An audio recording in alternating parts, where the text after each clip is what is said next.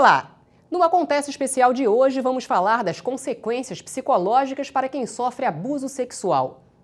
O estupro coletivo de uma jovem de 16 anos ganhou repercussão em todo o país nas últimas semanas. A polícia continua investigando a extensão do crime, que ainda está longe de ser esclarecido. A prisão de um dos suspeitos, Lucas Duarte Santos, foi revogada pela Justiça nesta sexta-feira. Ele ainda continua sendo investigado pela polícia pelo estupro coletivo de uma jovem de 16 anos na Zona Oeste. O crime chocou o país e motivou o Congresso a dar prosseguimento a um projeto de lei que amplia a pena para esse tipo de crime. Na Câmara Municipal, as sessões foram pontuadas pela indignação dos vereadores com esse crime bárbaro. O tema do meu discurso de hoje não poderia ser outro que não a violência sofrida por uma adolescente da nossa cidade. O estupro praticado por 33 homens e as seguidas violências psicológicas, emocionais e simbólicas, com a divulgação do vídeo, a relativização e o questionamento sobre o que ocorreu, inclusive por parte do delegado que começou a acompanhar o caso. O julgamento e investigação sobre a vida pregressa da vítima, como se qualquer das questões levantadas servisse como justificativa para responsabilizar a menina pela violência que sofreu. O vídeo da menina divulgado nas redes pelos estupradores demonstra a completa naturalização da violência sexual e do sentimento de impunidade dos machistas agressores, fatores que confirmam ainda mais a existência de uma cultura do estupro. Esse caso merece todos os nossos esforços para exterminar de vez da história desta cidade a cultura da violência contra a mulher. Segundo dados da Secretaria de Segurança Pública, foram registrados 1.543 casos de estupro no estado nos primeiros 4 meses do ano.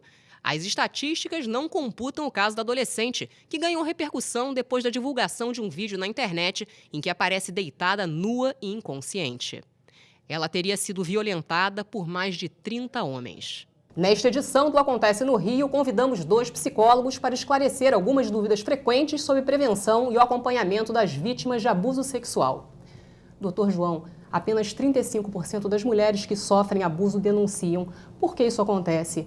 O medo e o preconceito ainda são muito grandes? Olha, por incrível que pareça, quando a gente pensa no estupro, no abuso, a gente está falando de um trauma. E o trauma, ele desconfigura o nosso lado emocional. Então é muito comum que essas mulheres, elas também tenham o sentimento de culpa.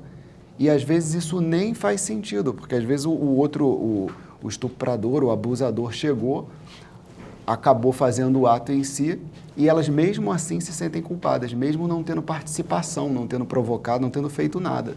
Então esse movimento dessa desregulagem no corpo, na mente, essa desconexão mente-corpo, é porque o trauma gera uma avalanche emocional mesmo. Eu perco a conexão até com o que aconteceu. A leitura fica muitas vezes distorcida. Doutora Michele, você tem alguma coisa a acrescentar sobre esse assunto? Eu acho que a mulher se sente muito exposta. E também nem sempre ela tem receptividade adequada, né? Ou as pessoas fazem pouco caso, ou julgam. Então, eu acho que todo esse cenário já contribui também para ela se retrair. O que eu percebi dos meus pacientes, assim, que elas têm uma vontade, eu nunca atendi um caso masculino, né? Mas elas têm muita vontade de se tornarem invisíveis, né? Elas têm muita dificuldade, às vezes demoram muito tempo até se abrir, até chegar nesse ponto, né, do trauma. Doutor João, e deve-se procurar um atendimento psicológico o mais rápido possível? Por quê? Sim, o mais rápido possível, porque o corpo dessa pessoa que sofreu esse abuso, ele fica totalmente desordenado. Então, às vezes, ela começa a adquirir hábitos que antes ela não tinha. Quando acontece, por exemplo, com crianças, é comum da criança, às vezes, dormir embaixo da cama, às vezes ela ter hábitos de não querer mais ir para o colégio, às vezes o abuso não teve nada a ver com o colégio em si. Essa desregulagem nos hábitos já é um sinal para os pais já irem percebendo, tem alguma coisa estranha acontecendo. Doutora Michele, tratamento varia de pessoa para pessoa? Com certeza. Acho que não tem regra de bolo. A gente está falando de pessoas, cada um lida de uma forma, cada um tem recursos muito particulares. Complementando até a resposta do João, o que eu percebo é que muitas mulheres, por exemplo, negam a sexualidade. Então, elas podem desenvolver uma obesidade para não deixar ninguém chegar perto, pode desenvolver fobia social, pode ter dificuldade de relacionamento amoroso, pode desenvolver baixa autoestima. Então tem que analisar caso a caso qual a repercussão daquele trauma e como que aquilo está impactando na vida dela como um todo, que vai ser muito particular, né? Cada um tem uma criação diferente, recursos diferentes. E o trauma é para o resto da vida? Ah, eu acredito que sim. É muito difícil de superar, assim, de passar por cima e não é impossível. Acho que existe vida após o trauma, sim. Acho que ela pode viver normalmente, mas ela vai ter aquela marca para o resto da vida. Como prevenir um abuso infantil? Olha, eu acho que é importantíssimo divulgar a informação, assim, e orientar as pessoas a como recebê-las, orientar que tipo de, por exemplo, que a criança se expressa muito através de desenhos. Então, orientar muitos professores, né, para perceberem as nuances dos desenhos que podem revelar informações muito preciosas. Orientar esses educadores também a saber conduzir esse tipo de situação, receber bem uma criança, investigar. E acho que o Brasil já está fazendo isso de certa forma, que é cada vez mais explicitando essa questão, né, tornando isso um problema, né, e falando sobre isso. Acho que isso também é muito importante. Doutor João, as orientações do senhor? Olha, é muito importante que os pais e os educadores prestem atenção no comportamento da criança, porque no momento em que acontece um abuso, o comportamento dela muda radicalmente. Ela troca praticamente da água para o vinho. Se ela é uma criança muito alegre, muito sociável, ela passa a ficar mais retraída, ela passa a ficar mais na dela. Então, isso é uma maneira da gente poder detectar assim, quando houve algo, se aproximar dela para conversar, mostrar que ela não foi culpada, tentar conduzir um pouco a conversa para um acolhimento, que nem a Michele falou, que o acolhimento abre esse espaço para ela conseguir se mostrar mais, para ela conseguir se entregar e até colocar o que está havendo. E é importante ter conversas com a criança, mas conversas de acordo com a idade da criança.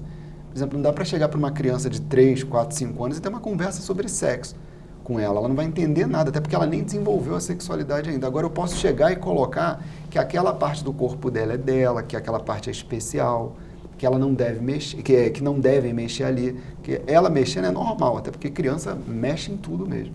Agora, deixar com que o outro mexa já é complicado, para ela poder começar a ir tendo uma noção do corpinho dela, porque aquilo tudo ainda está se configurando. Existem também pais que não têm esse contato tão direto com os filhos.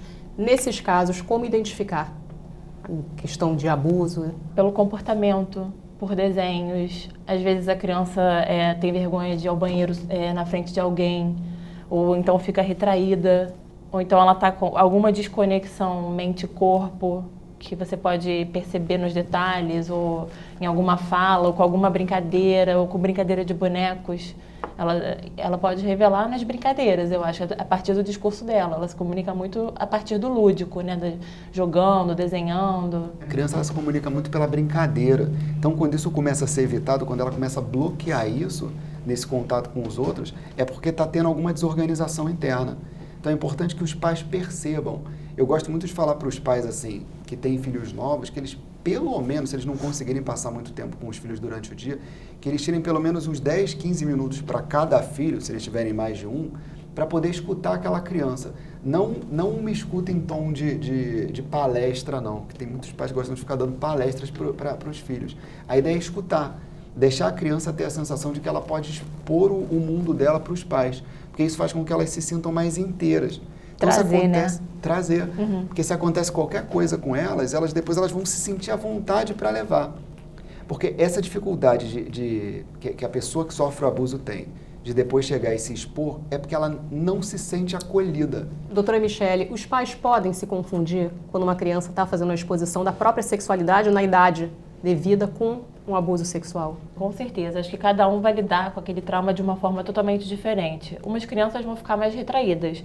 Outras pode ser que elas comecem a se expor demasiadamente. Isso sim pode ser elas descobrindo, por exemplo, a genitália dela, ou pode ser ela querendo contar que ela foi abusada ou que está acontecendo algum problema. Acho que o pai, nessa situação, precisa ter um acompanhamento próximo, precisa dialogar, precisa entender o contexto, por que daquela atitude. Como o pai consegue identificar que há necessidade de uma ajuda psicológica? Eu acho que a partir da resposta da criança. Quando a gente consegue entender o contexto daquele ato, né, entender a intenção daquela criança, e eu acho que isso ninguém melhor do que a criança para contar, E nada melhor do que a relação pai e filho para poder descobrir isso, né? Para poder investigar isso melhor. Acho que o pai tem que estar próximo, os pais têm que estar investigando, entendendo o contexto, entendendo a intenção. Doutora Michele, como é o tratamento de uma vítima de um abuso sexual? Primeiro, eu deixo ela confortável. Eu crio um ambiente que ela se sinta totalmente aceita para poder expor a questão. Né? Senão ela pode se sentir abusada também por mim de estar querendo invadir a privacidade dela. Então, eu primeiramente espero ela me trazer. Eu atendi, por exemplo, uma pessoa que me procurou porque tinha pavor de água sanitária. E aí, eu investigando, eu entendi que aquela água sanitária remetia a um abuso que ela tinha sofrido por causa do odor, por causa do aspecto, remetia ao ato que ela tinha vivido. Então, a partir daí, eu apliquei técnicas de desensibilização de traumas, que eu considero super eficazes, e ajudei ela a reconstruir outros aspectos da vida dela, porque eu acho que os demais aspectos também ficam comprometidos. Ela desenvolveu uma fobia social, ela tinha dificuldade de se relacionar com o marido, ela tinha dificuldade de ter relacionamento sexual com ele também e com as demais pessoas, desenvolveu obesidade. Então, acho que isso tudo foi consequência de um trauma, desse trauma central na vida dela e aos poucos, desensibilizando esse trauma, eu consegui dinamizar os outros problemas da vida dela. Doutor João, sua opinião a respeito? Em cima até do que a Michele falou, eu sigo por essa linha também e eu gosto muito da abordagem corporal, para poder ajudar a pessoa a reconectar mente e corpo. O trauma, ele cria um sentimento de que a minha mente desconectou do corpo, então eu fico desconexo. Essa sensação cria movimentação torta no mundo, ou seja, eu me movimento de um jeito meio estranho, e aí eu acabo passando para o mundo uma linguagem incongruente. Então eu não me torno mais uma pessoa inteira. E isso é muito difícil, assim, para a pessoa que sofreu isso, até de demonstrar quem ela é. Ela vai se perdendo ao longo da vida, é como se a minha personalidade fosse sumindo. Então é muito importante, assim, que a pessoa que passou por um abuso, que ela procure ajuda. Que ela não se sinta assim uma pessoa fora da sociedade, ou que... É claro que a ação que houve com ela foi horrível, mas é muito importante que ela procure ajuda, porque a maneira que a gente vai utilizar das técnicas é para justamente colocá-la de novo integrada, porque o trauma ele desintegra a personalidade, é uma emoção muito maior do que o organismo suportou. Então ele entende o corpo que ele não está mais conseguindo dar conta daquele evento. Então eu preciso voltar a essa reintegração, fazer com que a pessoa se sinta uma novamente, com que ela se sinta única, com que ela volte a personalidade dela, a identidade dela, para o momento original, para o momento pré-trauma, e com que ela consiga tirar um aprendizado disso. Porque é muito bonito ver a pessoa superando o trauma, ela volta com uma reconfiguração muito maior, ela volta com uma identidade mais completa, ela consegue se reintegrar, e essa reintegração faz com que ela consiga se envolver novamente nos relacionamentos, que é o que o trauma evita. Só complementando nossos discursos, eu acho que é importante também trabalhar a questão da culpa, ver como é que ela interpretou aquela situação. Né? Então, se ela, por acaso, se sentir culpada, a gente precisa trabalhar bastante essa questão para ela entender que foi uma fatalidade e que ela não teve responsabilidade alguma perante aquele fato. Há risco de suicídio? Há risco de suicídio, porque a pessoa se sente um objeto, ela desenvolve baixa autoestima, os limites dela não foram respeitados, ela pode desenvolver características de ansiedade, ela pode desenvolver realmente depressão e pode culminar num suicídio, pode. Interessante isso, porque o suicídio nunca é em cima da nossa essência. Todo suicídio, ele se suicida em cima da imagem que ele criou dele. Ele busca matar essa imagem. Se houvesse um momento logo após o suicídio, que a pessoa pudesse parar, se isso fosse possível, para refletir, ela ia ver que ela está matando a imagem que ela inventou dela. Porque a essência, ela não está buscando eliminar, é o que ela construiu em cima dela. Então, a pessoa, quando ela é abusada, por causa dessa desconfiguração entre mente e corpo, ela está buscando se matar, tirar a própria vida, para poder justamente se reintegrar. Doutora Michele, para finalizar, existe mesmo essa cultura de estupro aqui no Brasil? Eu acho que o Brasil tem um agravante da falta de educação, de ser um país bastante sexualizado e ter baixa renda, né, que essas pessoas têm mais dificuldade, às vezes, de ter uma orientação. Então, demora para eles perceberem que está acontecendo algo errado. Então, acho que quanto menos instruído é a pessoa, mais fácil daquilo acontecer, né? Porque quanto mais disseminado for essa cultura de que todo mundo sabe do que se trata o estupro, né? De como prevenir, acho que mais fácil a gente vai ser para controlar, né, os casos de estupro. Doutor João, sua opinião a respeito? Olha, nós somos um país muito sexualizado. E nós somos sexualizados sem entender a história da sexualidade, psicologicamente falando. Então, ter mais educação sexual vai ajudar demais com que isso comece a diminuir, porque as pessoas não têm muita noção. Elas não sabem como é que o corpo se configura, como é que é o nosso histórico sexual. Quando a gente começa a ter um olhar para isso, fica muito mais fácil até de se prevenir. Porque hoje em dia eu vejo as adolescentes entrando na sexualidade de um jeito como se fosse uma brincadeira. E hoje o acesso à sexualidade é muito maior. Tem a internet, tem milhares de maneiras de você poder acessar. O próprio WhatsApp, Facebook, tudo isso traz às vezes fotos de pessoas nuas, onde a sexualidade é estimulada. Às vezes os pais não têm nem contato com isso. Então a sexualidade está muito desorganizada. O corpo está sendo visto quase que como um acessório. Então essa reconexão com o próprio corpo, esse novo olhar que eu acho que as pessoas precisam adquirir para poder se reconfigurarem, né? Para poder o corpo não ficar tão espalhado por aí. Vai ajudar demais, até a diminuir esse índice do abuso.